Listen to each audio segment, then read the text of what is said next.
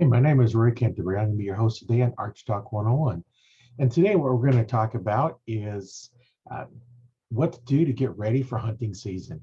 As I'm recording this, hunting season is about a month away in some states. Some states maybe a little closer, a little bit further away. But here where I'm at, it's about a month away. So, what I want to look at is what do you need to do to make sure your bow is ready for hunting season. Start with it. Take a look at how long has it been since you've had any real work done on it. Have you had the bow for say 5 years and haven't had anything really done to it? You want to take a look at maybe having the axles cleaned and lubed. That you have to have a bow press for, have a bow tech take care of that for you. They can get gummed up, because you are out in the field with a lot of grasses and dust and dirt and everything else, and it can kind of get bound up in there inside the limb pockets and everything else. So have somebody that knows what they're doing. Take it apart, lubricate the limb pockets, clean and lube the axles, and then if that's not a problem, then the next thing you want to look at is your string. Take a close look at your string. Is it starting to show some wear? Now's the time to replace it and replace it so you have time to get in there and do some shooting and get the string kind of broke in, make sure you have everything all set up like it's supposed to be. So rub your hands up and down there with put some little wax on your fingers, and you'll be able to rub your fingers down the string. And if you feel any little burrs, that's a sign that your string is starting to wear. If you have a string that has a lot of black on it or color, and now your string looks gray instead of black, that's an indication that your string is starting to wear out, even though you may not look at anything else or feel any difference on there. So you want to make sure all that's okay. Then you want to take a look at your rest. If you're using just a fixed prong one, make sure you have that where it's working good. Draw it back in something quiet and make sure that as you're drawing back, you're not making noises with your arrow. Because if you're in a quiet forest, you draw back your bow and all of a sudden you hear this little squeak, the deer will hear it. So you want to take a look at that. You may have to replace the little pads on your rest, or the Teflon tubes or something like that, whatever you're using, shrink wrap tube or whatever you're doing there to keep it quiet. You want to take a look at that. Take a look at your bow and make sure your peep is lining up for you correctly. Now, those that have multiple bows may not shoot our hunting bow until just about time for hunting season. Now, those that only have one bow, you've been shooting it all along, so you kind of know what it's doing. But if you've had a bow sitting on the side for a while, you definitely want to get it out, look it over, do some shooting with it, get some practice with it. So now you're looking at your bow's all set up. You want to make sure you have everything there. Make sure you know the gapping if you're changing sights between target and hunting. Now's the time to start looking at changing your sight and getting used to how to set your pins. If you have multiple pins, and get used to using the gap on your pins to help judge your yardage. That's another technique you can use for that. So you want to take at your sight, make sure your sight is okay, do some shooting at close range, far range, shoot at a lot of different ones. And, you still have any of the outdoor 3D shoots going on or even indoor ones.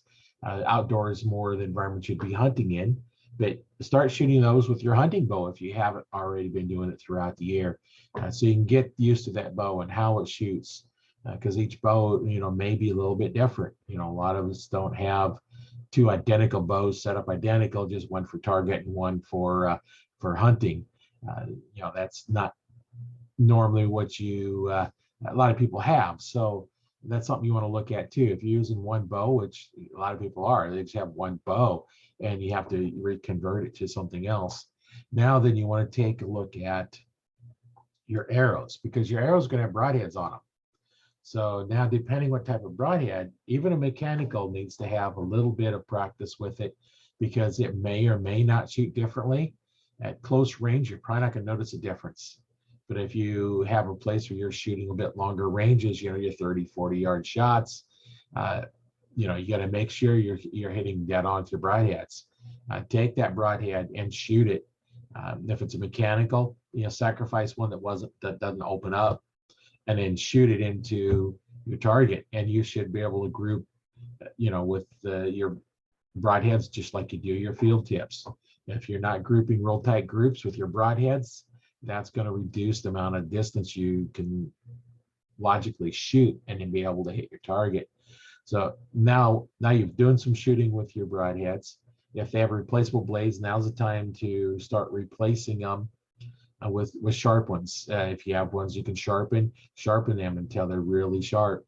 Easy way to do that is you take a rubber band between your fingers and set the broadhead on it without any weight. Just drag it across it, and it should cut that rubber band. If it doesn't do that, then it's not sharp enough. You need to get in there and sharpen it more or replace your blades. And now some blades come right out of the box super sharp. Other ones, you need to touch them up just a little bit, and you want to learn how to do that so you can get a really good edge on them. The sharper the edge, the better you're going to have a chance for making a clean kill on the animal, because a razor blade cut does not close up, where a jagged one will close up a little bit easier. Just ask anybody that's shaved and cut themselves with the razor. Sometimes they bleed a lot, and that's what you want these broadheads to do, is do that.